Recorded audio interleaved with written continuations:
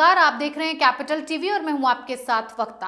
खबरों की खबर में आपका स्वागत है और आज खबरों की खबर में बात समाजवादी इत्र लोक की, बात उत्तर प्रदेश के लोगों की, बात उत्तर प्रदेश की जनता की, बात इत्र के मित्र की, वही मित्र जो कभी जान से ज्यादा प्यारा था, लेकिन एक इत्र ने पूरा प्लान ही कबाड़ा कर डाला, वो भी ऐसे चुनावी माहौल में।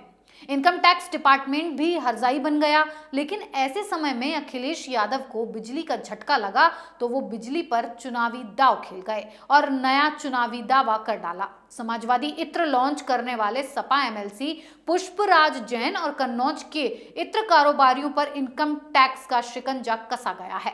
लगातार छापेमारी की कार्रवाई चली। कन्नौज के ठिकानों पर इतना कैश मिला कि इनकम टैक्स टीम भी हैरान रह गई। नोट गिनने के लिए मशीन मंगाई गई, 3 से 4 घंटे कैश गिना गया।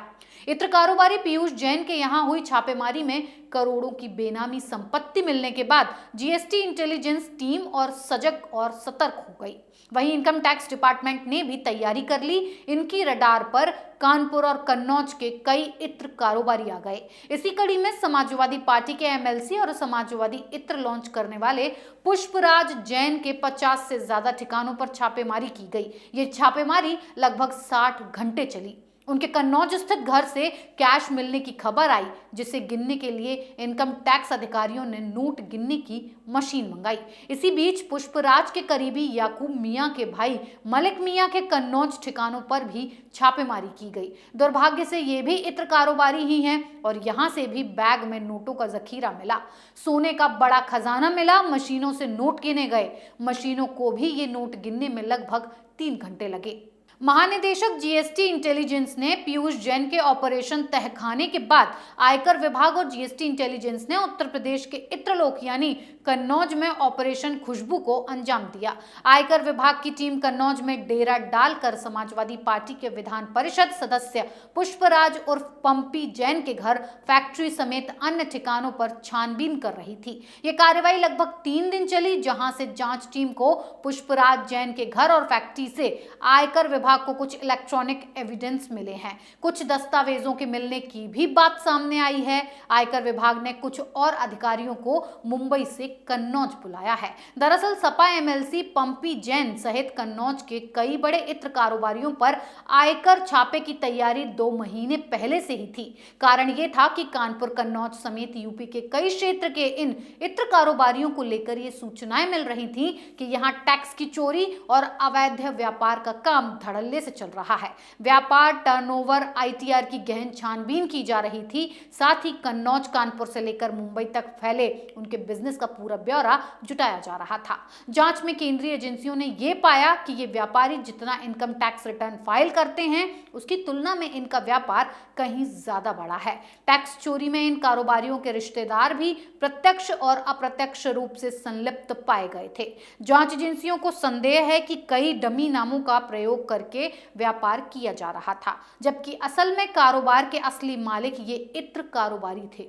अब जरा इस बात पर नजर डालते हैं कि आखिर ये इत्र कारोबारी पुष्पराज जैन कब सुर्खियों में आए और इन पर कब एजेंसियों की नजर टेढ़ी हो गई। कानपुर के पूर्व जीएसटी कमिश्नर संसार चंद से भी इत्र कारोबारी पुष्पराज उर्फ पंपी जैन का नाम जुड़ा हुआ है। वर्ष 2018 में संसार चंद को रिश्वत लेने के आरोप में गिरफ्तार किया गया था। बाद में जांच के बाद उन्हें बर्खास्त कर दिया गया था। इस वर्ष जुलाई में सीबीआई ने उन पर भ्रष्टाचार का नया केस दायर किया। सीबीआई जांच के मुताबिक संसार चंद ने टैक्स चोरी रोकने की बजाय कंपनियों, सेवा देने वाली संस्थाओं और बड़ी फर्मों को चोरी की खुली छूट दे दी थी। उसके बाद बदले में मोटा माल वसूला जाता था और अधिकारियों, नेताओं की जेब में जाता था। एमएलसी पुष्पराज जैन पर सीजीएसटी के एक सुपरिटेंडेंट के जरिए संसार चंद को रिश्वत देने का आरोप लगा था, जिसके बाद पुष्पराज उर्फ पंपी सुर्खियों में आ गए थे। ये धंधा बहुत पहले से चल रहा था, लेकिन ये भनक उनको पहले ही लग गई थी और उन्हें डर था कि उनकी गिरेबान पर एजेंसियों और कानून का हाथ जा सकता है।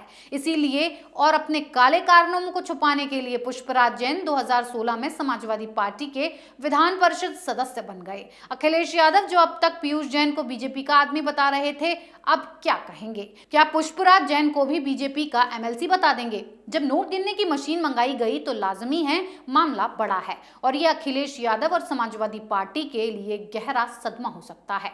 अब बात अखिलेश यादव की। समाजवादी इत्र की वजह से बदबूदार हो चुकी समाजवादी पार्टी और अखिलेश यादव को बिजली का झटका लगा है और शायद यही कारण है कि सपा प्रमुख अखिलेश यादव ने बिजली पर ही बड़ा चुनावी दांव खेल दिया है।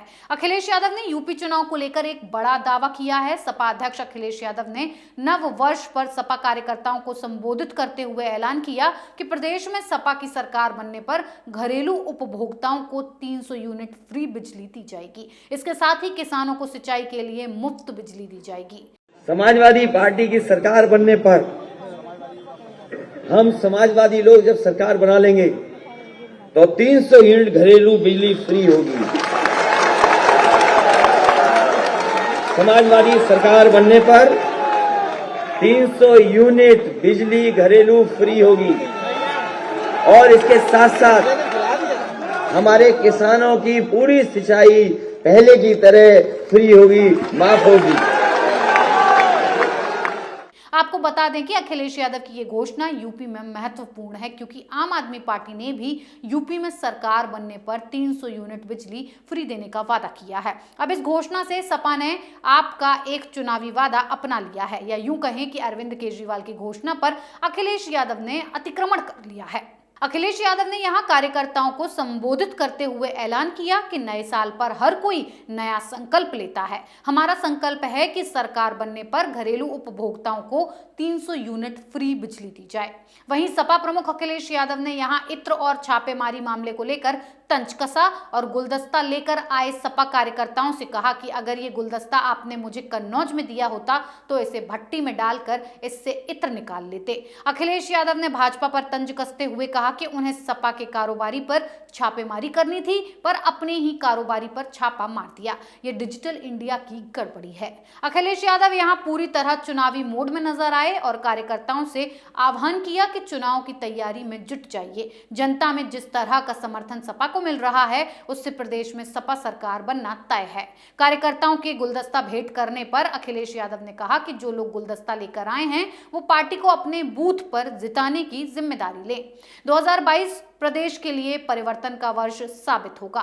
लेकिन इन सब बातों के बीच अखिलेश यादव ने पुष्पराज जैन, याकूब और मलिक मियां को लेकर कुछ भी नहीं कहा, जहां लगातार 3 दिन छापेमारी हुई। दरअसल अखिलेश यादव हों या समाजवादी पार्टी के कार्यकर्ता, वो सभी यूपी में हो रही इन छापेमारियों की वजह से हिले हुए हैं। ये बात उनकी बातचीत और चेहरे से साफ झलक रहा है। लेकिन जनता का ध्यान बांटने के लिए कभी बिजली का दांव खेल रहे हैं तो कभी विरोधी पार्टी पर निशाना साध रहे हैं। वहीं मुफ्त बिजली का वादा करके अखिलेश यादव खुद फंसते नजर आ रहे हैं, क्योंकि जनता भी सवाल पूछेगी कि आज आप जो वादा कर रहे हैं, या यूं कहें कि किसी और की घोषणा पत्र का फोटोकॉपी जनता को बांट रहे हैं, वो 2017 से पहले पूरा भी कर सकते थे। लेकिन तब तो आपका ध्यान उन बाहुबलियों और माफियाओं को बचाने में लगा था जिन पर आज सीएम योगी का बुलडोजर चल रहा है। आपकी इस पर क्या राय है, हमें कमेंट बॉक्स में कमेंट करके जरूर बताएं। तब तक के लिए बने रहिए कैपिटल टीवी के साथ। नमस्कार।